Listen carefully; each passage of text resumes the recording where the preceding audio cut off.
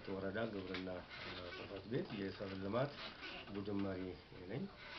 ያው በዘንድሮ ዓመት በበረሃት ወረዳ በርካታ ሰብሎች ተዘርተዋል።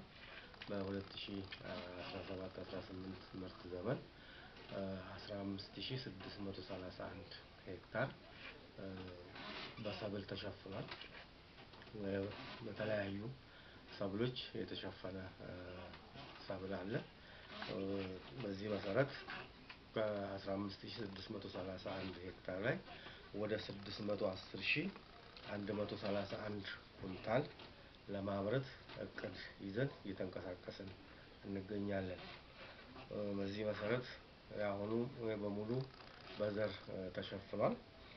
በዚህ መሰረት በአሁኑ ሰዓት የሰብል ማሰባሰብ ስራ ነው እየተሰራ ያለው። በአሁኑ አርሶ አደሩ የቀበሌ ባለሙያዎቻችን ሁሉም የሚመለከተናል የሚሉ አካላት በሙሉ ርብርብ በማድረግ ወቅቱ የተሻለ ወቅት ነው። የዝናብ ችግር የለም እና በሙሉ ሰብሎች 100% ተሰብስበዋል። በአሁኑ ሰዓት የተዘሩ ሰብሎች በሙሉ 100% ተሰብስበዋል። በአሁኑ ሰዓት አርሶ አደሩ የውቂያ ስራ እየሰራ ነው። በዚህ 100% ማሳችን ተሰብስቧል። በዚህ አንደኛ ዙር የሰብል ግምገማም ሰርተናል።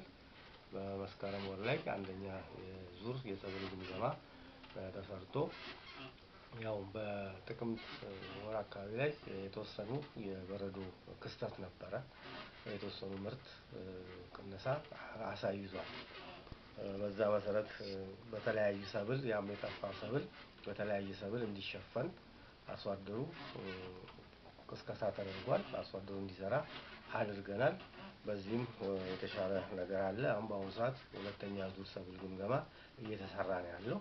ትክክለኛው ውጤት የሚታየው የመጨረሻው የሰብል ግምገማ በናሙና በተደገፈ የቀበሌ ባለሙያዎች እየሰሩ ነው ያሉት።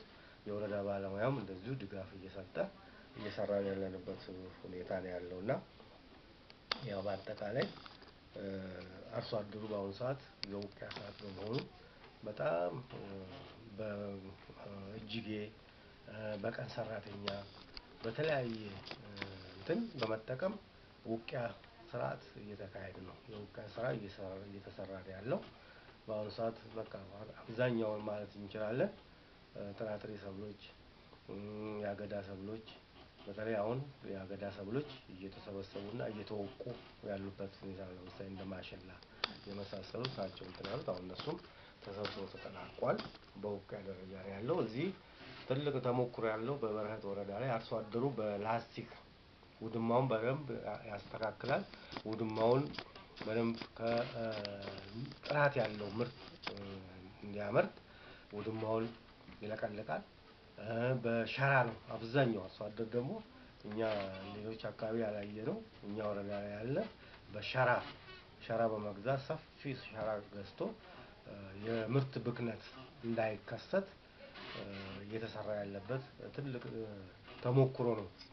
በዚህ መሰረት እኛም በተለያዩ ሰብሎች ላይ የምርት ተሞክሮ ስራ እየሰራን ያለነው እና ስለዚህ አርሶ አደሩ እኛ ጋር ለየት ባለ ሁኔታ በሸራ ነው አብዛኛው የሚወቃው የምርት ጥራትን ከመጠበቅ አንፃር እና ከማስጠበቅ አንፃር በዚህ አይነት አርሶ አደሩ በእጅጌ በወንፈል ጠላ ዳቦ ምን እየጋገረ እየሰራ በዚህ ወንፈል እየተወናፈለ ምርቱን እየሰበሰበ ያለበት ሁኔታ ነው ያለው።